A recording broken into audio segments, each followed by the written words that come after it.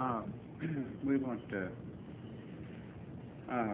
We were talking for a minute about how we had gotten some suspected strikes from. We've gotten more suspected strikes from witnesses than we have from suspects. Yes, we have, but not nearly as many. Very few. I'll remind you of the ones, but very few compared to the number we've gotten from witnesses. And this should be reversed. It should be the person who is doing the thing that would be suspected as a strike. It should be the suspect himself who is critical of himself to a degree that would get off suspected strike note, where the witness should be very reticent to even see that event as a strike, unless it's really a goodie. Now, if somebody explodes, it's a goodie. You see what we're saying? But we can't understand why we're getting so many reports from witnesses and so few from suspects. And it should be the other way around. In other words, Jan Odie should be able to say something to Stam Odie and feel like that she was really out of place and really vibrating something wrong. And Stam Odie is trying not to see Jan Odie in any negative way. So he probably may not even see it, may not even be aware of that. But it felt very out of whack for Jan Odie. And she felt like she was really out of place in saying what she said to Stam Odie. So the end result would be we'd get a note from Jan Odie saying, I don't know what happened to me, but I really lost my cool and words came out of my mouth that were extremely inappropriate, and they were definitely so. And in a circumstance in the lab with Stam Odie. But we wouldn't hear from Stam Odie. Now, let's say that your words got so strong that it was extremely difficult to take them in any way, because they were almost like an explosion of temper. You see what we're saying? They were really losing control. Then, of course, we would need to get a witness. No. Plus, we would need to get one from the suspect, and hopefully we'd get one from the suspect. Certainly at the same time, if not sooner, then we'd get one from the witness. But right now it's reversed. We're getting more witness notes than we are suspects, and that's not the way it should be. So we want you all to be so careful about what comes out of your mouth. I know I'm repeating myself, but I don't think we can repeat it too much. But you want to, when you are in your craft with other classmates, you ought to have your mind in your vehicle at all times. We know that if you're on an out-of-craft task and you're trying to deal with humans, that maybe we have to play act being on the human level, and it may be a little bit more difficult. But you should always remember who you are. But when you come back to the craft, you should, we want you to exercise keeping your mind in at all times, and not when something adverse comes your way, or with a different vibration or a different understanding than what you have, you let the vehicle have a response like it has when it was in the human kingdom. Then what are you gaining, or what have you gained if you give in?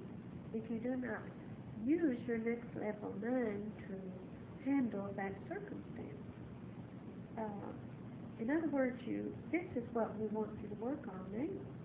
And if you don't understand it, then listen to these tapes until you understand what we are trying to achieve at this time. If you can't get it from the tapes, if we're not making a bit of sense on tape, after you play it and it sounds like T and Do are just as mixed up as they can be, then ask T and Do what they're talking about. But learn, try to find out what we're trying to do. Exert the effort to find out what we want you all to do. so that we can do it. We want to get out of here. Do it quickly. And the only way we can do it is for all of us to push together at this time, because remember, the push is what we're trying to get going. But if one or two of us are having responses like they always have, maybe a little bit less, maybe a little bit more minor than what they used to have, that isn't cutting it. All you're doing is just calming the vehicle down. But what Just you soft pedaling a little bit. That's right. But what you want to do is try very hard to handle every circumstance the way a member of the next level would handle it, Now, to the best of your ability. And but it isn't having irritable reactions, curt replies, acting impatient with your classmates, and even with your teachers. It just isn't accomplishing what we're trying to accomplish if you continue to do these things. also, if you write a suspected strike note, it doesn't mean that you're going to necessarily hear from Lynx about it. It just means that you're reporting it, and it's going into our little memory bank, and we will take it from there. And you may hear from us that very night on the telephone after we get the note, or we may talk to you later to see how you've gotten it under control. But the point is, just because you've written a suspected strike note does not mean that it will be followed by a reply. That's the point. It may or may not be, and the reply may be immediate, it may be delayed. Now, if we feel like it's a definite strike, you'll hear from us fairly quickly. Otherwise, it may be a warning, or maybe but we will register the warning. You follow that? You don't get a warning or a strike without Lynx actually indicating to you as an individual, I'm sorry, but that must constitute a warning or must constitute a strike. I wonder if I understand a little bit off. If I have like with something that I used to write a slippage note, if I have what I feel is an irritable response to someone, that I would write that as possible strike note? Anything that is on that list Okay. that we have given to you, you go and study the list, and you have to decide for yourself. We cannot tell you. You have to decide for yourself whether or not what occurred to you find on that list. And I'd cover my bets. If when in doubt, I'd cover my bets. Do you see what we're saying? But then you have to, in your note to us about a suspected strike, you have to let us know the details so that we can determine the severity of it and what actually happened. And you've got to do it just as objectively and don't blow it up, don't reduce it. Try to give it just exactly as it was, as close as you can possibly do it. Now, you don't ever send a suspected warning. You send suspected strike. Lynx can translate suspected strikes into warnings if they want to. Okay. Nody? If you write if you say suspected strike, you also write slippage note. We said that procedure has not changed. If that's something that you would have written a slippage note about before, or something that would have come into a help wanted meeting, that those still continue just as they were. The things that have been dropped was the procedure of 3 times breakages or someone else bringing that to your attention. But you, as an individual, still have the option to, or still should write, because that was procedure. That procedure has not changed. You would still write slippage notes. You would still write or ask for a help wanted meeting.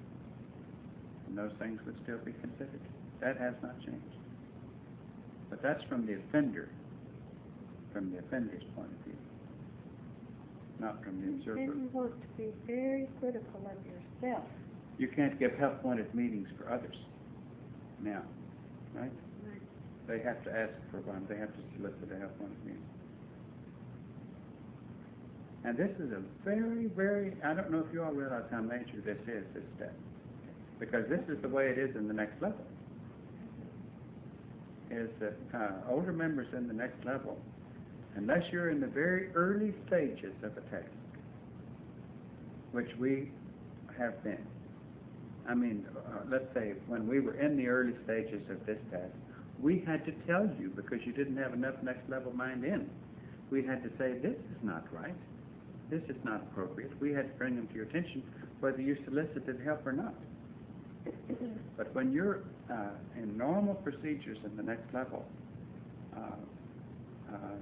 the help that you get and the growth that you get comes from your own initiating that help. And it doesn't come from people going around and reminding you of what you did wrong. You've got to, in fact, you were smarter before you came on this task than you now are, because you followed those procedures normally. It's only because your vehicles are standing in the way that you act in a less intelligent way as far as taking care of your problems. In other words, you all can bring in enough learning where you will know more and understand more. And if you want to know more and understand more, then do what we say. Right. You weren't smarter in knowing how to handle this kind of task, because you probably hadn't had it. A few of you may have had a similar task some long time ago. But in normal procedures of how you handle yourself in relationship to older members and all and the things on the list that we're now doing, those are a part of you. And there's so much a part of you that now we feel it is urgent that those basic characteristics be present in your conduct 24 hours a day. That you can't, that you shouldn't cop out. You shouldn't take the easy way out, and when the vehicle is acting up, retreat and let the vehicle go ahead and act up, and then come back in after it's finished acting up. And it's like the guy who gets out of the way of the boxer, and then when he's through boxing and he feels fine, then come back in and deal with him. You see what I'm saying? And that's the way some of you have been doing with your vehicles. It was a little cantankerous, or a little... in other words, you didn't even come in with enough mind to carefully judge, where is my vehicle? Is my vehicle in a place that it can't possibly give me any trouble? In other words, how many times have we said to you when you arise in the morning, you bring in enough mind to examine where that vehicle is, and be sure that you have enough next level mind in to control it? Because if you don't, and many times, even if you do, it's not going to be very long, maybe 30 minutes or an hour later, that you're going to discover that the mind wasn't in as well as you thought it was, by some clumsiness or carelessness in your thought or your action. And you will recognize some vehicular presence that seems to be stronger than next level mind. This is the reason why from here on out, you've got to have that next level mind in all the time. Now I know that you can't have it in 100% during the time you're dozing, but you can't even let it go very far. If it goes very far, you've got to keep an eye on it. Even then, because you just you can't stand the recovery session. It's too painful, it's too disruptive to everyone else, and it's not on the piano roll for our class at this time to have a recovery session. That kind of thing we all had to deal with a long time ago by retreating so far that we had to go through the painful steps of a recovery session. But you know, anytime you have a recovery session, you're almost making up for lost ground during the time the vehicle was in control. You're not moving ahead. The only time you can move ahead is when the vehicle wants desperately to act up and you refuse to let it. That's the only time you move ahead. You don't move ahead when everything's going easy. You move significantly ahead only at the times that the vehicle wants to act in human ways and you refuse to let it do it. Well, what if nobody has any trouble? Well, then they're pretty stupid. Well, you all have I trouble. think the only reason they wouldn't have trouble would be because they have enough mind in already. You know what I mean? Well, if you have enough mind in, like Tia is saying, that you're maintaining things, then it's true that for many of the vehicles, because of their genetic characteristics, when trouble arises, it isn't that difficult for you to handle. But you can't confuse this, because you can also be an easygoing vehicle and still vibrate to things on a human level and not recognize that you should be having trouble when you aren't. In other words, if you're having a human response, but you don't see it as anything that felt out of sort, then is that good or is that bad? It's bad. In other words, don't trust your vehicle. Don't think that you have a vehicle that is pleasant enough or lacking in difficulty enough that you can trust to handle it with a loose rein. If you do, it will at times significantly get away from you, even if it does it in such a smooth way that you won't even know it until it has severely gotten away from you. That's what you meant by they're pretty stupid. You were saying. Yes, yes. They don't recognize. That's right, because it's not so.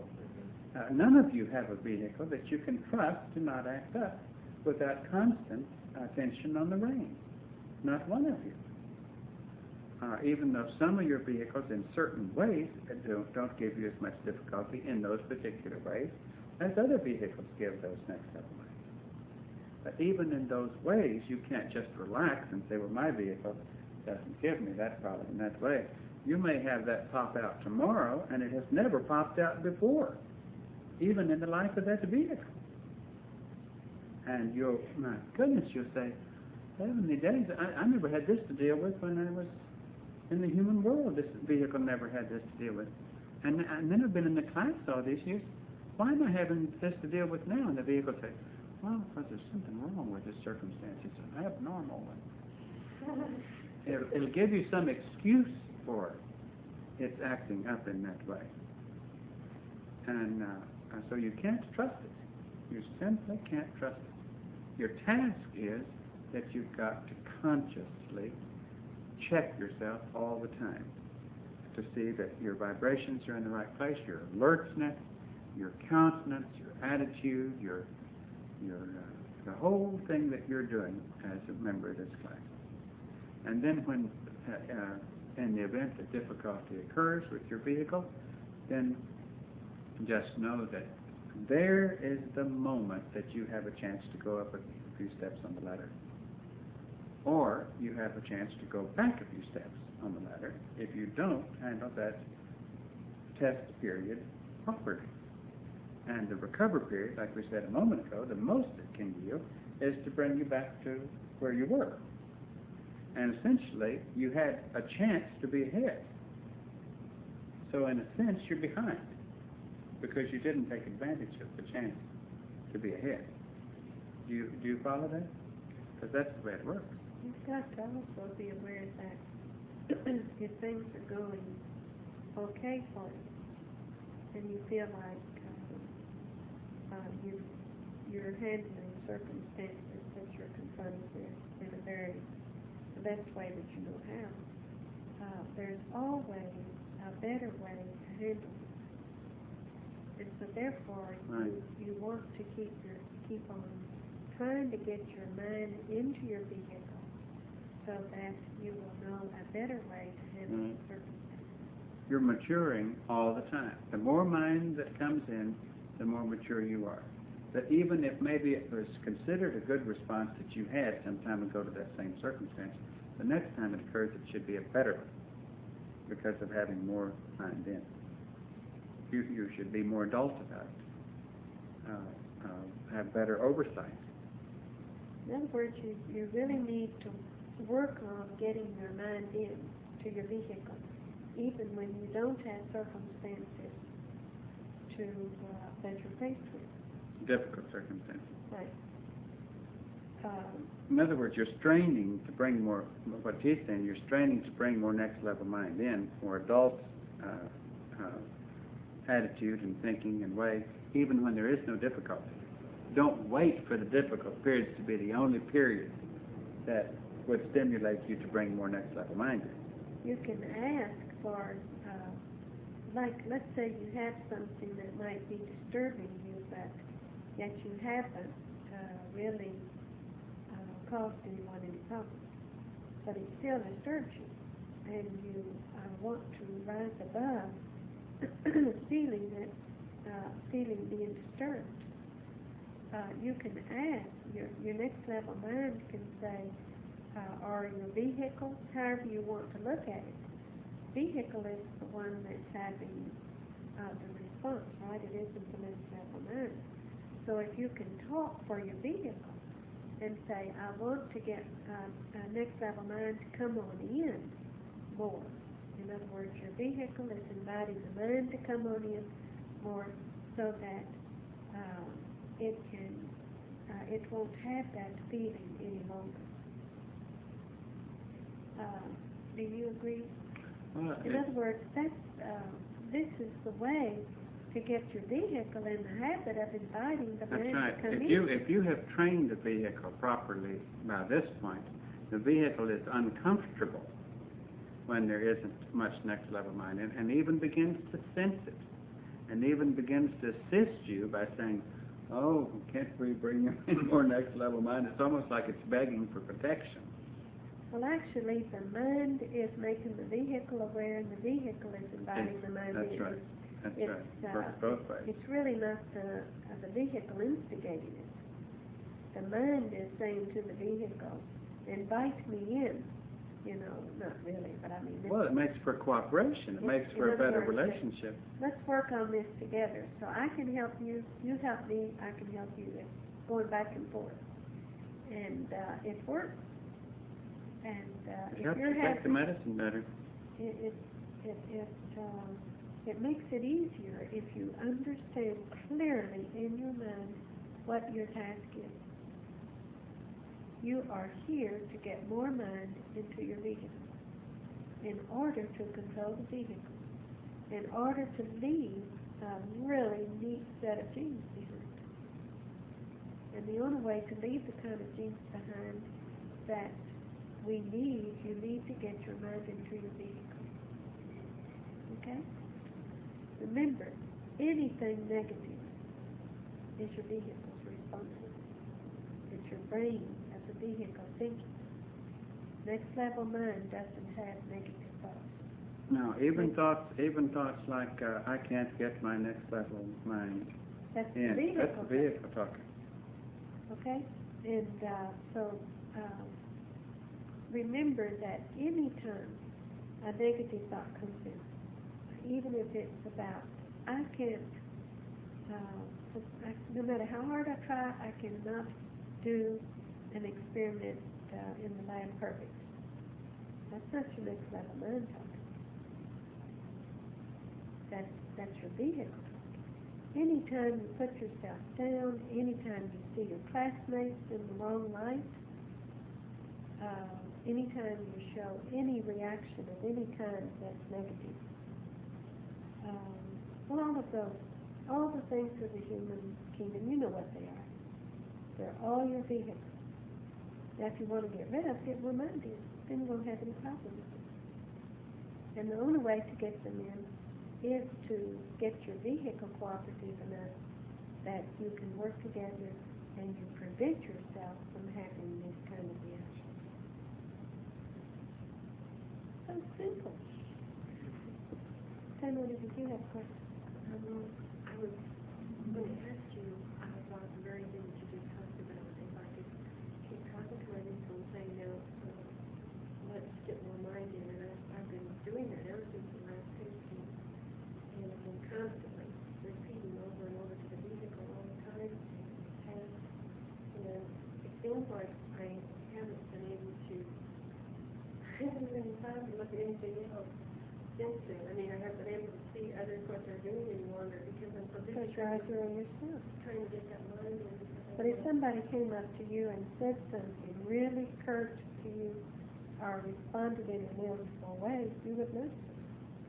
If it was really, If it was really strong. If it's In other words, and you that's wouldn't what see we're it, in- that's which the is only- right. That's the only thing we're interested in. Because you wouldn't be looking for it. Right. In other words, because nobody should be looking for it from someone else. And the funny thing is, you're saying to your vehicle, I really want to bring more next level mind in, and yet that's a way of pushing your next level mind in. And the harder you feel that, the more determined you are to bring a next level mind in to handle circumstances in the right way. The more that eats at you, not in a depressing way, but it's just an urgency. It's just always, it shouldn't be a depressing way, that urgency. It's just like, well, this is all we do. This is all your teachers do, is strain. It's just like being in labor all the time. It's just like the mother being in labor all the time, pushing for that birth. Well, it's more than just to see how the next level works and everything, and I'm trying so hard to get that mind in, that I've been constantly. You want badly to re-see. You have already seen. And you want badly to re-see. You have all got to recognize that your next level mind knows these things. It won't be unfamiliar to you at all. In other words, you probably know things, but it hasn't been brought to your attention because you're not faced with it. In other words, if you stepped onto a spacecraft tonight, you would see things and would know it automatically. But what we want, and the only reason you didn't know it was because you weren't faced with it. We can't say to you, oh, you know about such and such a thing, and make it come out in your mind. Because we're not here to do that. We're here to get your vehicle under control, but you probably know a lot more than what you're aware of. It's just like when we see things, when we come up with things that, not come up, but in the process of our talking to you, and we say things to you, it's just like, oh, we know that, you know, but we didn't have the reason to bring it out before. Well, Until something in you instigated that particular subject. there's something that we've talked about before, but I feel like we need to say again just for a second, is don't think that your positive programming is the only programming that goes out. And this is the reason, it's like which came first, the chicken or the egg, as far as whether or not your task is for this world or your task is for yourself. Because you can't do the job that is needed for that world until you have yourself, your next level mind in sufficiently to sustain that positive action and positive thinking. Do you follow that?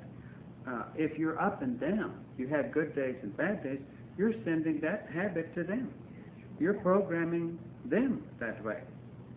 So how can you be, in other words, your task was to complete getting enough mind into your vehicle to be consistently maintaining next level conduct, to have a tight enough rein and control on your vehicle that any programs that you send out would not be destructive to them, would be only constructive to them. But each time you slip in your control, and don't misunderstand, it's impossible to not have tapes of the vehicle not to try to play at times, but that's not slipping. It's slipping to not immediately control them. and to not treat them in the way that we have taught you. In other words, don't lower yourself to get into them. That's when to apply the technique that we have taught you on recognizing that's the vehicle playing a tape, or that's a thought coming from the world. Now here comes an opportunity for my task. My task is to stop it right there. If I can't stop it, then I keep applying pressure to stop it until it stops, no matter how long it takes. And I don't let that process get me down, make me depressed, make me blow off steam, lose the force that I am gaining in any way. And this is why we are so urgent that you get to the point where you can maintain it. Because at the moment we can prove that we can maintain it, it's over. You have done what you needed to do for them, and you have done the task you were sent to do. So all we need to do is just recognize that and control it. We don't have, I mean, you can just recognize it. That's right, and control it. That's right, recognize it and control it. You're never going to get the puppy that you have on your leash to act as a perfect adult all the time. But you are going to get to the point that any moment that puppy tries to get out of control, you have learned all the tricks of how to get him back in control. Because you're more adult than that puppy. And if you bring in enough next level mind, you're certainly more adult than anything this vehicle could yield. And therefore, control can be maintained. Otherwise, each time that puppy gets out of control and you let go of the leash, then you're sending out all that negative programming for the period that you have to recover that leash. And it sets you back. And it sets us all back for that period.